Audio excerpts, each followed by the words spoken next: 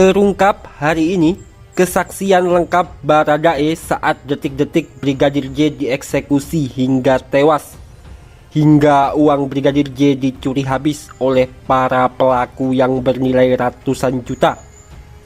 Namun sebelum kita bahas, mohon subscribe channel ini dulu agar kalian tidak ketinggalan berita terbaru dari channel ini selanjutnya. Kalau sudah subscribe, mari kita lanjut. Melalui kuasa hukumnya M. Burhanuddin, Baradae mengungkapkan kesaksian mengenai insiden penembakan Brigadir Nofriansah Yosua Huta Barat. Baradae memberikan keterangan lengkap dan cukup detail saat proses eksekusi Brigadir Nofriansah Yosua Huta Barat. Dan diketahui sebelum ditembak, Brigadir Nofriansah diminta masuk ke dalam rumah dan disuruh jongkok serta dijambak oleh atasannya. Kemudian Ferdi Sambo memerintahkan Baradae untuk menembak Brigadir Yosua Huta Barat. Pada saat di TKP, mereka berempat sudah di dalam dan Ricky disuruh panggil Yosua. Begitu masuk di TKP, kemudian disuruh jongkok Brigadir J pungkas Burhanuddin. Informasi dari Baradae yang suruh Brigadir J jongkok adalah si bosnya, ya seorang atasannya di sana, yaitu Ferdi Sambo. Lanjutnya lagi, ia menambahkan, selanjutnya saat disinggung apakah Brigadir J dieksekusi saat jongkok, pengacara Baradae itu beberkan sebelum dieksekusi, rambut Brigadir J sempat dipegang, lalu Baradae diperintahkan untuk segera menembak Brigadir Yosua Huta Barat. Katanya Baradae, diapakan dulu rambutnya Brigadir J, gitu. Lalu Baradae diperintahkan untuk menembak. Woi, tembak, tembak, tembak, gitu, ungkap M. Burhanuddin. Ketika ditanya siapa yang memegang rambut Brigadir J, kuasa hukum Baradae tersebut mengatakan si bosnya Ferdi Sambo yang memegang rambut Brigadir J. Namun ia tegaskan untuk proses selanjutnya tidak diceritakan lagi oleh Baradae.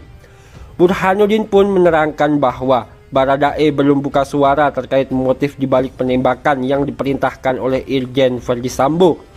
Cuma dia hanya bilang ada peristiwa yang dari Magelang. Cuma itu aja dia bilang gitu, kata kuasa hukum Baradae M. Burhanuddin di acara Indonesia Lawyers Club seperti yang dikutip dari tv1news.com.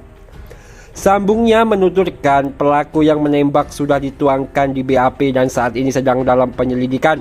Pada saksi satu lagi, ia juga berasumsi jika sudah dapat keterangan dari saksi satu lagi bisa jadi nanti ia dapat ketahuan yang menembak satu orang atau dua orang. Burhanuddin juga menyebutkan sementara ini sosok penembak Brigadir J yang dipublik baru satu orang, yakni Baradae yang mengaku menjadi penembak pertama. Dia Baradae bilang ada tapi dia belum tuntas juga, kata Burhanuddin saat ditanya apakah ada orang lain yang menembak Brigadir J selain Baradae. Cuman dia Baradae bilang dia orang pertama yang disuruh menembak. Dia 3 kali menembak, sambungnya kembali. Dan yang lebih parahnya lagi, setelah Brigadir Yosua meninggal, diketahui uang yang ada di rekening ajudan Sambo tersebut dicuri dan ditransfer ke rekening salah satu tersangka, yakni Bribka Ricky Rizal. Diketahui sebanyak 4 rekening Brigadir J diduga dikuras habis atau dicuri oleh tersangka Ferdi Sambo. Hal tersebut diungkapkan oleh pengacara keluarga Brigadir J, yaitu Bapak Kamarudin Simanjuntak di depan Mabes Polri. Ada HP ATM-nya di 4 bank dan laptop bermerek Asus, ungkap Bapak Kamarudin pada Selasa 16 Agustus 2022. Dan tak tanggung-tanggung, Kamarudin pun menyebut ada uang tabungan senilai 200 juta rupiah ditransfer ke salah satu tersangka. Hal itu dilakukan usai nyawa Brigadir J melayang. Tadi terkonfirmasi sudah, memang benar apa yang saya katakan, bahwa tanggal 11 Juli 2022 itu masih transaksi. Masa orang mati mengirimkan duit dari rekening almarhum mengalir ke tersangka 200 juta rupiah, terangnya kembali.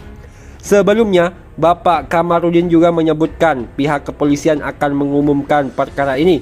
Sebelumnya, Kamarudin juga menyinggung keterlibatan Pusat Pelaporan dan Analisis Transaksi Keuangan yang seharusnya ikut membongkar dugaan aliran dana yang mengalir di antara Ferdi Sambo dan para ajudan yang terlibat.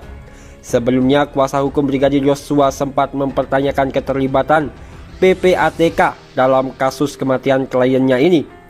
Ini tak terlepas dari aliran dana yang mengalir di antara Irjen Verdi Sambo dan ajudannya.